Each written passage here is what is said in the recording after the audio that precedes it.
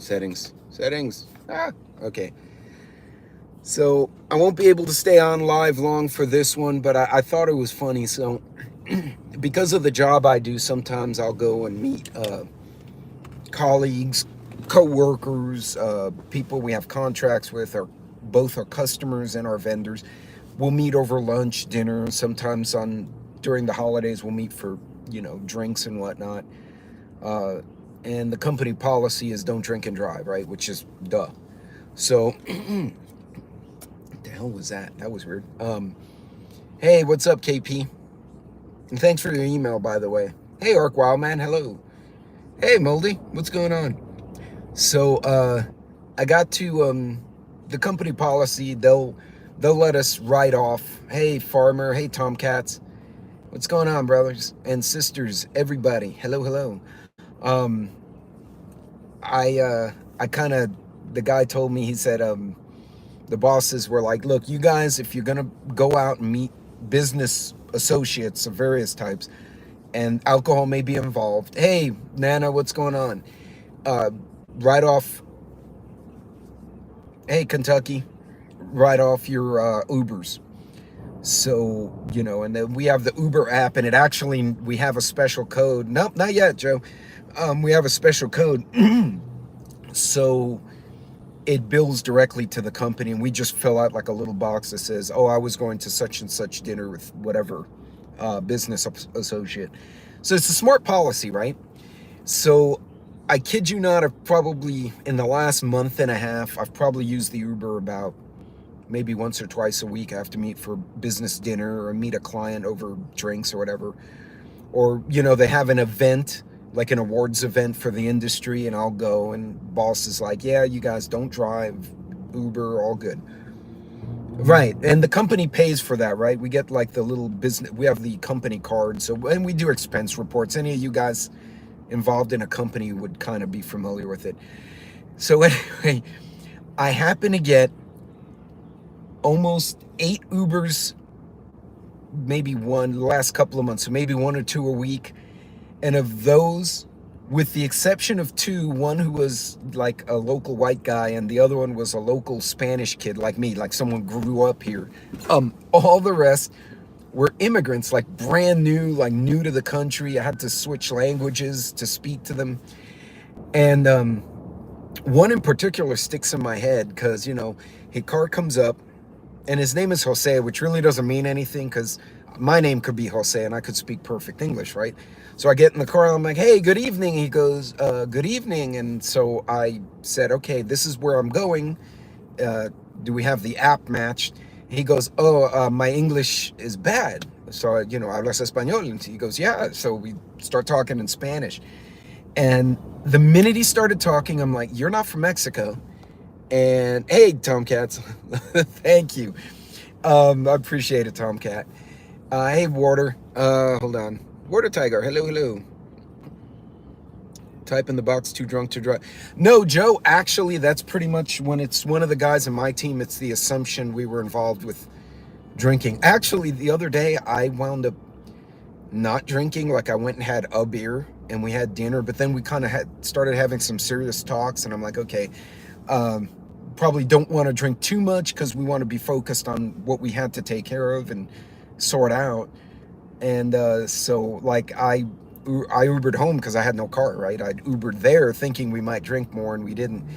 So in any case, this one guy, his accent caught me, and I'm like, you're from the islands, right? And he goes, yes. And I told him, my family's from the islands as well, but we've been here a while. And I asked, where are you from? He said, I'm from Havana, Cuba. I'm like, that's great. I said, have you been busy? And I'm kind of trying to measure this guy out. And he goes, yes, I came here, and man, the process to become a citizen. So because it's, Cuba and the US are still like that. Hey, Jess, what's going on? He went to Laredo, went through the checkpoint and turned himself in and says, I would like asylum. And he just and he had his passport and everything. And he said, they were like, okay. And so they interviewed him, and then they did his paperwork. They ran a background check. They kind of had him in a holding area for a bit. And then they're like, okay, we checked you out. You're good. Here's your paperwork. You have to go here. And he said they screwed up his paperwork 3 times. He said he finally just got notified he's getting his green card. Super psyched, right?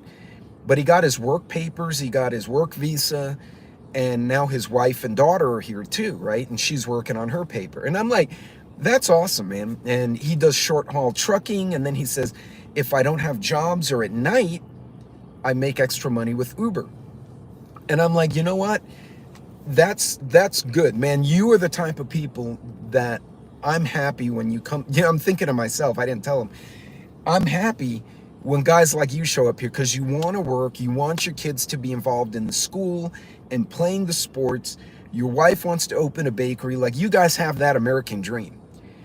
And he was excited, so I told him, I said, oh, is your wife gonna like work? What does she do? He's like, oh, well, she was a baker in Cuba and she wants to open a Cuban bakery, which we definitely could use out here.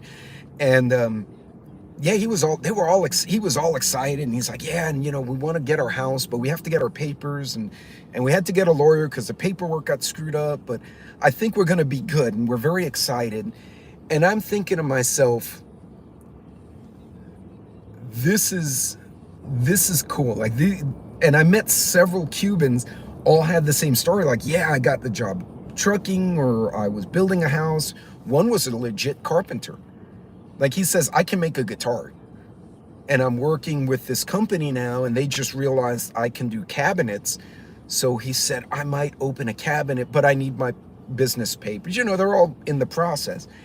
And I was psyched, but that one guy with the daughter who turned himself in and he wound up, so they sent him from Laredo, Texas to Dallas. And I said, okay, that makes sense, because there's a processing center there. And he said, then they sent me to Chicago. I said, well, where did you want to go? He said, Texas. I said, why the hell they send you to Chicago? He says, I don't know. They said, go on this boat, go to Chicago. Then Chicago, instead of sending him back, they sent him somewhere else. Well, yeah, he said, no, Kentucky, he's a craftsman. I mean, he's a carpenter, but he also is a craftsman. Yes, to your point, he's a woodworker. Like, he can do stuff. Right now, he's a carpenter by trade because that's what they're paying him. But yeah, he can do other stuff. And this guy, so he went all like 4 different cities. I finally got back to Texas where his family was. Like, he said, your government is confusing. And I said, yes, I'm been here my whole life and my government's stupid. And he goes, but you know what would be better? And I'm like, okay, I'm interested to hear what this guy has to say. He said, stop letting in bad people. And his voice got loud. He goes, no, these comunistas no se pueden meter aquí porque son mala gente. Basically, don't let the communists in because they're bad people. They're going to come here and do bad things. Y'all, I tried so hard not to cackle in the back of that car. And he went on this rant in Spanglish for another 5 minutes before he dropped me off. And he said, the people who came in, he said, like, when he came in, there was a handful of Cubans and they kind of run into each other and they're like, oh, we'll go together, right, for safety. And he said, we ran into Mexicans and Hondurans, but he said, there are people from other places. And I'm like, what do you mean? Like, countries that don't like Cuba or America.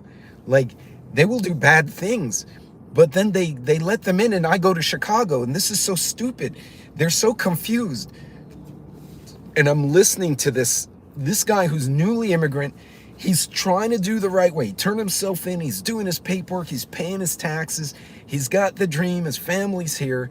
And I'm like, why is this guy struggling so hard when clearly he wants to be here and be part of America, but we're letting in assholes who then go and rape and murder, like that little cheerleader in Edna, Texas, who got killed by a guy who was already had a warrant out for him and they were looking for him. And for whatever reason, he got back in the country and then he killed a little 16-year-old cheerleader. What the hell is wrong with this? Hey, artists, what's going on? So anyway, on the way back, I get another guy from Cuba, right? So by now, this particular night, I did drink. And I came back and I'm chatting with him and he goes, man, he said, I'm really excited to be out here He said, although it got really hot in Texas, he said this was ugly hot. And I was like, yeah, this year was ugly hot. Like the 113 was not cool. Well, so they had a warrant. They didn't know where he was. The local cops, Joe, to your question, knew he was within a certain county area, but you know, the cops are spread thin as it is. So they're like, if somebody picks him up on a camera or something, we're gonna jump on him. But we can't, like, they didn't have the resource to chase the one dude. And that story in Edna, Texas was heartbreaking too, because that pisses me off what happened there. And what's funny, the little girl, not that it should matter, the little girl was Latina. Right? So it's not like, oh, well, you know, white people are being racist. No, the white people are not being racist because the Puerto Ricans and the Mexicans and Cubans who are already here don't want our kids getting killed by an asshole you let through the border. You know, I'm going to say it out loud. They may block my channel or demonetize me or whatever. Or, I don't know, FedEx me toilet paper, whatever the hell the internet gods do. But that's awful. But anyway, and the guy driving me back that same night, he's like, yeah, I finally got my paperwork down. He spoke really good English. He was a younger guy. He had an accent. He's like, yeah, I got a new job, and I met this girl. She's real nice, and so I want to make sure, like, you know, I have a nice job. So if I meet her family, like, and this is the kind of kid who came in, is I'd like to meet her family and present myself well, because that's what we did in Cuba. You met the girl's dad, and you wanted to have a nice clean shirt and not look like an idiot. And but it's funny because all my friends from Mexico, they're like, yeah, like we could just come here with a passport, like it's, you know, and yeah, and it's so easy for the Mexicans, and they're like, we don't know where these other assholes are coming from. We don't like them either. So it's this really weird situation. Hey, Vision, where you have these, I'm shadow banned. Wait, who got shadow banned? Speak your truth. Oh yeah, no. Well, I got put in internet jail by hold on a second here. I got put in internet jail by Instagram for going after child trafficking. But that makes no sense either. Well, Joe, and what's funny, honestly, and the Cuban even said it. He said, you should let the Cubans and Mexicans here. The guy driving me home, he's like, yeah, just let the Mexicans and Cubans here and kick the socialists out. Send them to Cuba. They need more people there because everyone's trying to leave. And hey, Magic and Watchman, hey, how are you? If I missed anyone, hey, Yardbirds. And I just found it funny. These are guys who've been here less than a couple of years. They did this whole rigmarole with our country. They actually got their papers. The younger guy was still single. Like I said, he was dating a girl. The older guy had a wife and a little baby. They had a little girl. And they were so freaking excited to be here. And he said, yeah, I want to work. I want my daughter to go to university. And my wife wants to open a bakery. And I'm like, do they give you a hard time about paying taxes? Because I don't know of this. So, like, what is the protocol for new people? He's like, yeah, they take my sales tax and whatever. And yeah, I pay my bills and nobody bothers me. So why did he take a year and a half to get his damn green card? I have a coworker who's well educated. 3 years she's been fighting. And then we're letting these guys in who then go murder someone. Like, to me, this is so frustrating. Like, we're letting the wrong ones in. There are two places where socialism works: heaven where it's not needed, and hell where they already have it. Yeah, exactly, Neil. And it's frustrating because I know among the people we're all seeing on the border are a lot of folks.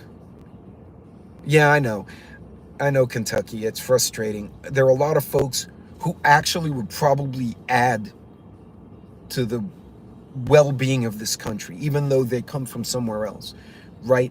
They bring, like the guy, the craftsman who was doing carpentry work, but he can build guitars and do cabinets and stuff. Folks like that we need. That's what we don't need some some yutz who's going to come here and they complain to the media, well, they're not paying my cell phone. No, cabron, they don't pay for your cell phone. Go get a job, pendejo. What? And what's funny is we don't have enough. Like, we could use more workers in Texas right now because we're crazy busy. My question is, why did my great-grandparents spend 3 months on Ellis Island way back to get to... Well, yeah, back then, and back then they didn't have, like, the well-done medications, those established meds, not the new magic one that makes everyone sick. So back then, you quarantined everyone and made sure they didn't get really sick. And they're like, okay, they've been here 3 months, they're not dying, so we can let them out in the public. And granted, every new immigrant group, there's new resistance, right? But they get in, they do crime for the hots in a cot. And, well, Neil, I think we're just not, hey, Nostra, we're not managing our budget at all in our country, but that's that might be a whole nother video. But yeah, I got to speak to these guys. And this was not the first one, because I Ubered a few weeks later, and I got a homegrown guy, a local guy, drove me to my dinner.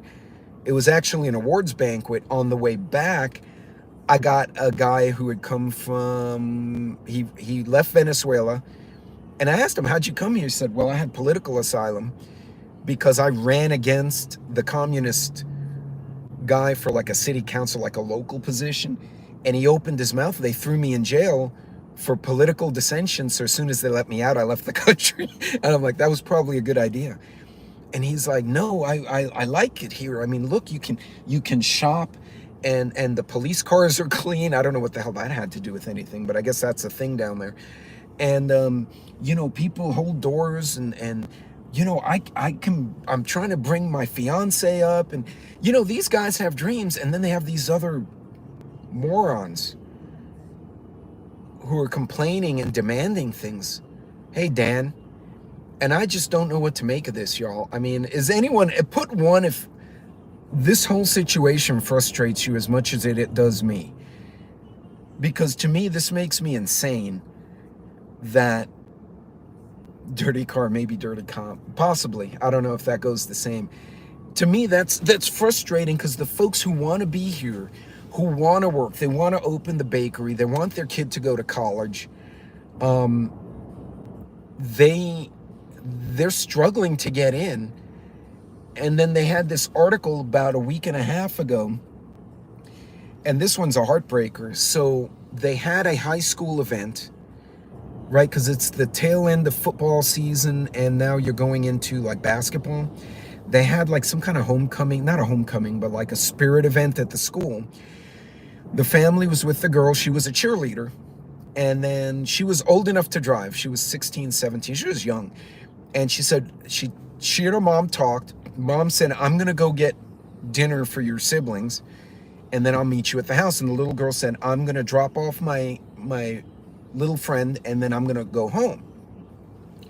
So the girl went home after she dropped her friend. Mom comes home, and she's been murdered. The apartment's trashed, and she's been killed.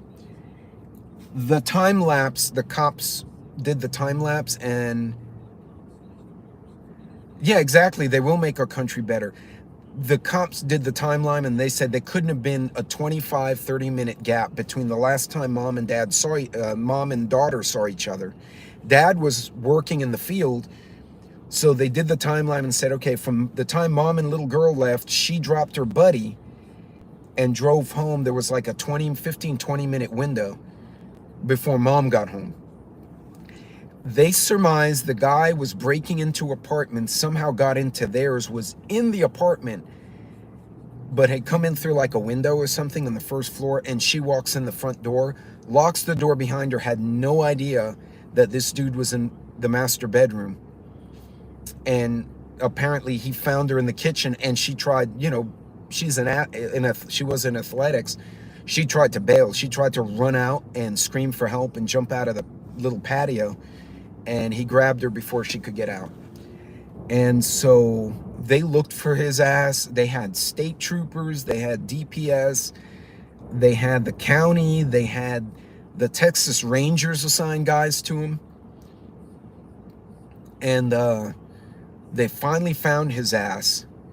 He was trying to leave the state. I don't know where the hell he was going, but they busted his ass. And now he's getting charged with capital murder. It got him for like 5 felonies. And it turns out not only was he, hey, Silverback, was he not here legally, he had snuck in and he'd been kicked out before. So I don't know if the DA is going to go for the death penalty for this guy. It would not hurt my feelings if they did. But what a mess. And so, yeah, speaking to these Uber drivers, which was funny, who are all new immigrants, and they're so freaking excited to be here. And they're telling me about, well, my son plays soccer, or my kid plays baseball, and he wants to be like Roberto Clemente. Like, they have all these freaking dreams for their family. And I'm like, you're who we need here. Because we have shitheads in Seattle who don't want to work for a living. They want to block traffic and then get beaten up by the truck drivers, apparently, because that's becoming the new thing now, which again makes me happy. And they're having a hard time getting in. It's taking them years to get the paperwork sorted out. But then this other asshole got in. You didn't follow up on him. You didn't secure him properly. And he went and murdered someone's kid.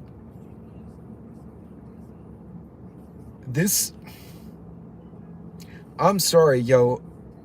I'll say this part out loud. I'll probably wind up getting kicked off. I'm in a rant today with this shit. But that happened in my family.